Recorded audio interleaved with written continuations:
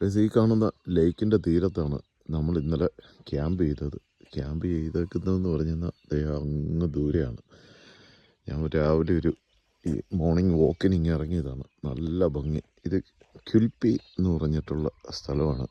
ക്യൂൻസ്ലാൻഡിൽ നല്ല ബ്യൂട്ടിഫുള്ളായിട്ടുള്ളൊരു മോർണിംഗ്. നല്ല കിളികളുടെ ചിലയ്ക്കുന്ന കേട്ടോ. അതൊക്കെ കേട്ടിങ്ങനെ നടക്കുകയാണ്. എന്ത് രസമെന്നറിയാം. ഉദയസൂര്യൻ ഉദിച്ച് ഇങ്ങനെ നിൽക്കുന്ന അടിപൊളി ഒരു മോർണിംഗ്. ചെറിയൊരു തണുപ്പുണ്ട്. ഇവിടെ ക്യാമ്പേഴ്സൊക്കെ ഇഷ്ടം പോലെയുണ്ട്. ക്യാരവാനിലൊക്കെ ആയിട്ട്. ദ ലേക്ക് എന്നാണ് ഈ ക്യാരവാൻ പാർക്കിൻ്റെ പേര്.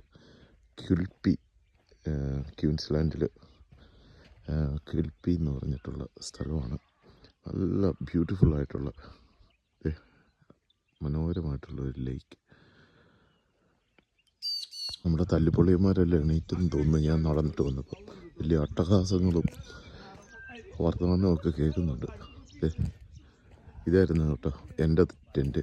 ഞാനെപ്പോഴും ഇതാണ് യൂസ് ചെയ്യുന്നത്. റിയാക്റ്റീവ് ഔട്ട്ഡോറിൻ്റെ 5 മിനിറ്റ് കൊണ്ട് ടെൻറ്റ് റെഡി. നമ്മുടെ കുടയൊക്കെ നിവർത്തുന്ന പോലെ മേളിൽ നിന്ന് നിവർത്തിയാൽ മതി. നല്ലൊരു ടെൻറ്റാണിത്.